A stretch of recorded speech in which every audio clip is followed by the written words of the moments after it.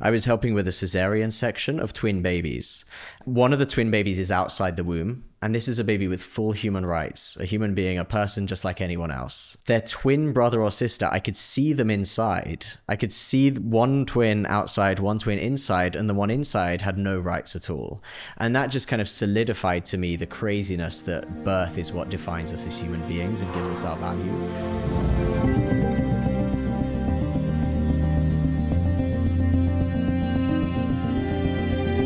Dr. Calum Miller, thank you so much for sitting down with me. Thank you for having me here. I'm a huge fan of yours. You and your lovely wife, Lois, are crushing it. You're doing amazing things in Europe. It's so needed and all over the world. So thank you. Excited to share what you're doing with everybody else. Thank you. No, it's great to be here. Thank you for having me. So for folks who aren't familiar with you yet, and by the way, follow him over on X. We'll put the link in the description here. Tell me a little bit about your background. Yeah, so I'm a medical doctor. I'm from the UK, from London. I'm a medical doctor by background, studied in Oxford for 6 years to do that. Worked full-time as a doctor, then went back to university to be a kind of researcher. So I have a research position as well. My country is 95% pro-choice. So I grew up pro-choice just like anyone else. And it was when I was at medical school that I realized this is a human being. And it was indisputable because the science clearly showed this human life begins at fertilization. There is a life. Abortion clearly ends that life. And that just led me on this really insane journey that I never expected to be fighting for unborn children, fighting for women and for families, and really just totally changed my life. I was super liberal on most things, became a real mix politically, but definitely very pro-life. There was a point in medical school that really solidified this for me, which was that, I'd already mostly become pro-life by this point, but I was helping with a cesarean section of twin babies. And it's a very visceral kind of experience. It's kind of surreal. You expect it to be more, particular and detailed, but you just kind of push the babies out and pull the babies out. But at one point, one of the twin babies is outside the womb, and this is a baby with full human rights, a human being, a person just like anyone else, you and me. Their twin brother or sister, I could see them inside. I could see one twin outside, one twin inside, and the one inside had no rights at all. And that just kind of solidified to me the craziness that birth is what defines us as human beings and gives us our value. And so ever since med school, I thought, how can I make the biggest impact in the world? How can I use my skills and my knowledge to save as many babies as possible? And so ended up on this whirlwind trip doing very unpopular things in Europe by being pro-life, but I wouldn't trade it for the world. I saw a story. Thank you for your work, first of all. It's so compelling and it's so needed. You're a team with your wife as well. So you're doing, a lot of work with different organizations, I know globally, but I saw recently a viral story that showcased the crazy freedom of speech censorship that happens in the UK. Can you share what happened with Lois and what you've faced, and even being publicly pro-life in terms of government overreach and trying to silence and shut down any voice of dissent? Yeah, it's really gone crazy. So JD Vance, when he came out in this speech in Munich a few months ago, it really was a sort of huge sigh of relief for us in Europe, because we had been gaslit all these years saying there's no freedom of speech problem in Europe, and they're still saying this now. And we can see with our own eyes and ears, like experiences, we don't have free speech. So my wife's situation was in Belgium, the home of the European Parliament in the European Union. She was just wearing a sign saying children cannot consent to puberty blockers. Nothing too, hostile or mean or antagonistic. It's just a basic fact that almost everyone agrees with, whether you're on the right or left. Children cannot consent to puberty blockers. They had bottles thrown at them. They had people come and harass them and threaten them. And they were feeling so threatened that they called the police just to make sure that they were safe and that no one actually did anything to injure them.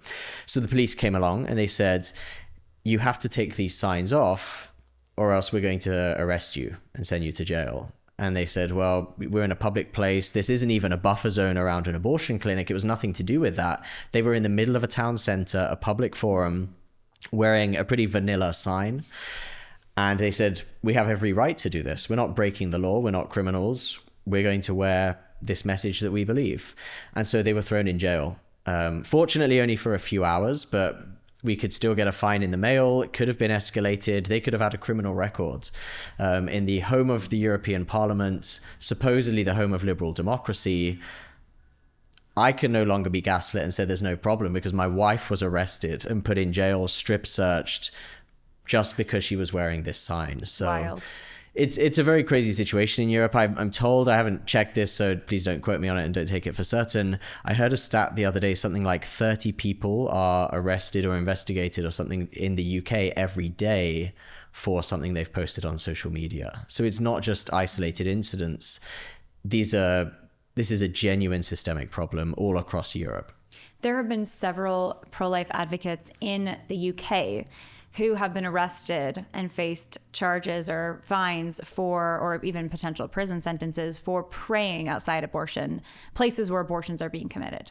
Yeah, absolutely. And so these are my friends. I think 3 or 4 of them who have been arrested. Again, friends of mine who have been arrested for praying silently in their heads. There's been a few variations. We had one Catholic priest who didn't even realize what he was doing, but his car happens to have a bumper sticker that says something like "Unborn Lives Matter." Maybe not that, but something close. He just forgot it was there, but because his car was parked within 150 meters of an abortion clinic and it had that bumper sticker, he was prosecuted as a result. So it's absolutely insane. We're hoping, if JD Vance is listening, maybe not, but maybe, because you're very famous, Lila, we would love him to come to England and just pray silently in his head. Are you going to arrest the Vice President of the United States for praying silently in his head? I think it would be an incredible display that it's not even a freedom of speech issue now.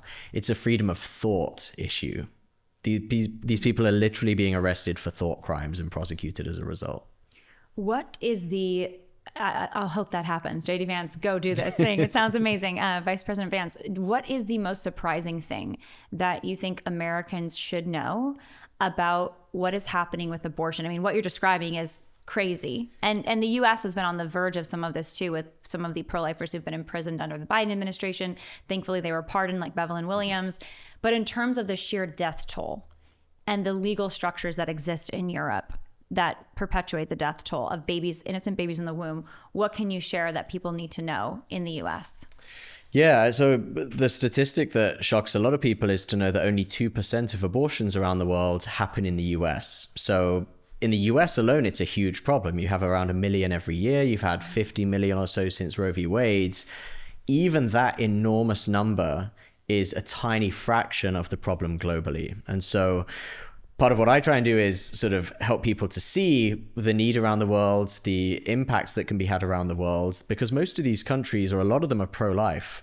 The only reason they're legalizing abortion is because the Western countries, like the US government, my government, are telling them, we're only going to give you aid if you legalize abortion. So it's pure blackmail, it's ideological colonialism.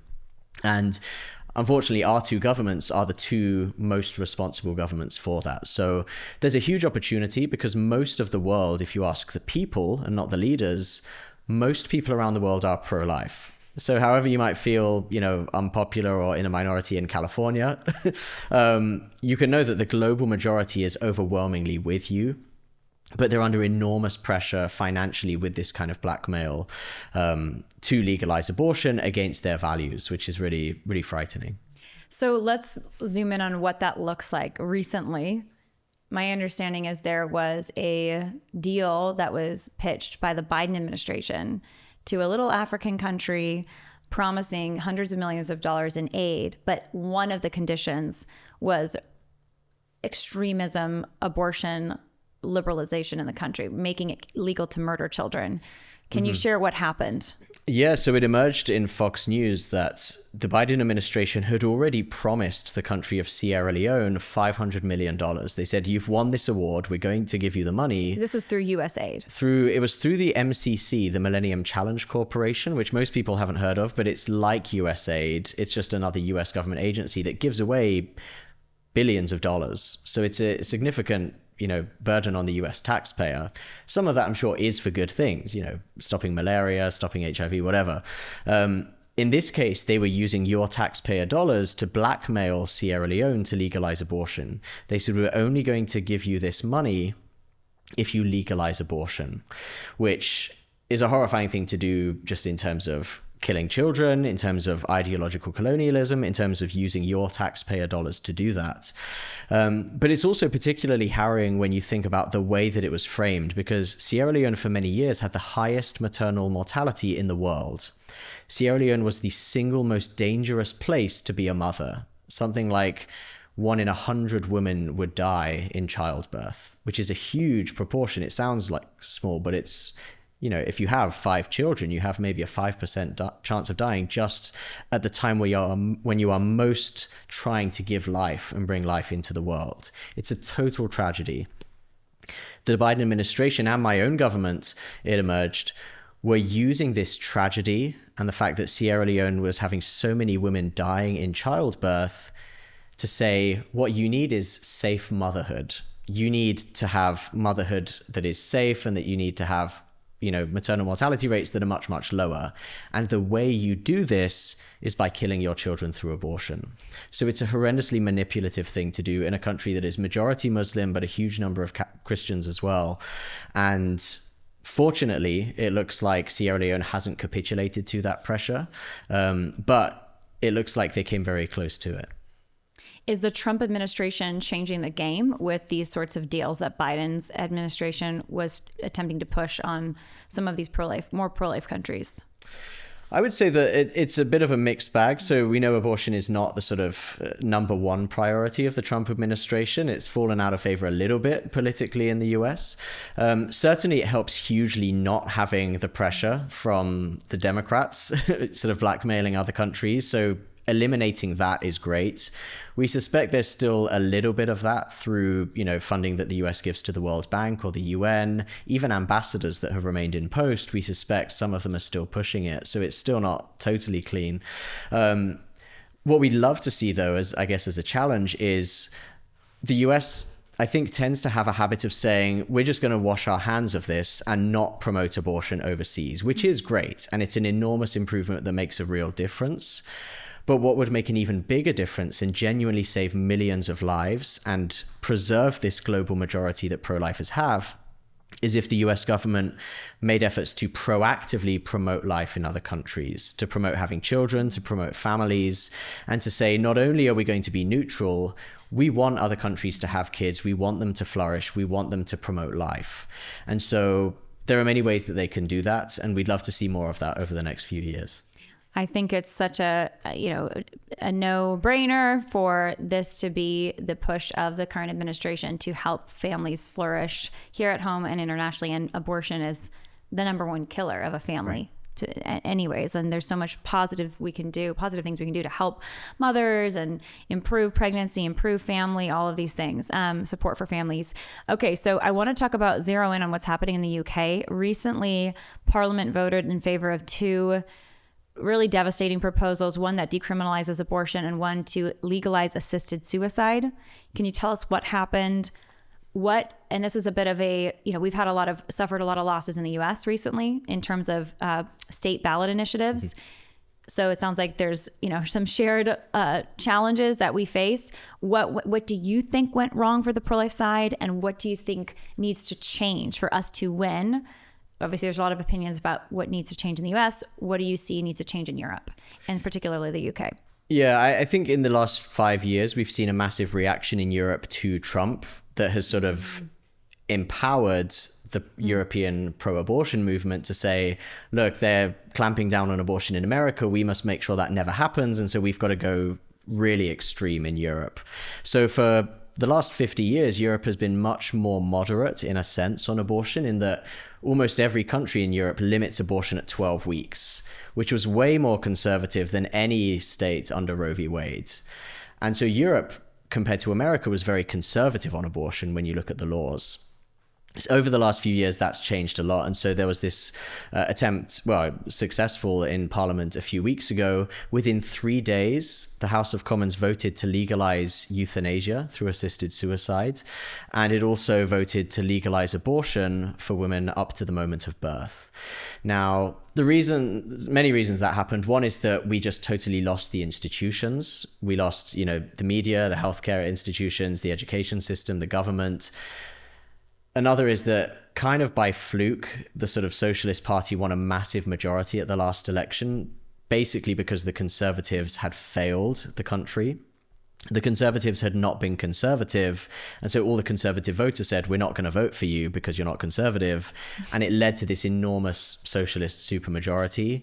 And that's really the only way that it got through. So it's sort of a fluke of our parliamentary kind of election results.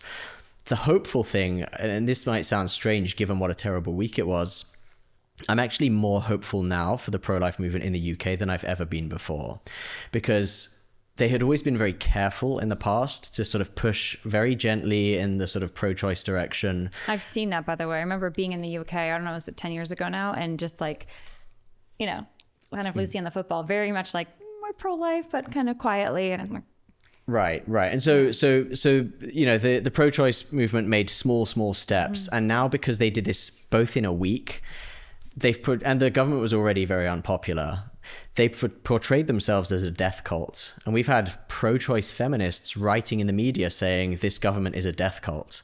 We had a lot of pro-choice feminists in interviews, in columns, wherever, saying this is crazy. Abortion up to birth is crazy, and it's going to backfire on us because it shows that we are extreme and we're barbaric and we're killers. And that kind of is what happened. For the first time in my lifetime, I would say the media was on our side.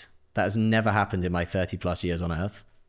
And the leading party in the polls looks like they're going to commit in their manifesto to repeal both of these. Likewise, in my 30 years on Earth, I've never seen a political party in the mainstream promise to do anything pro-life.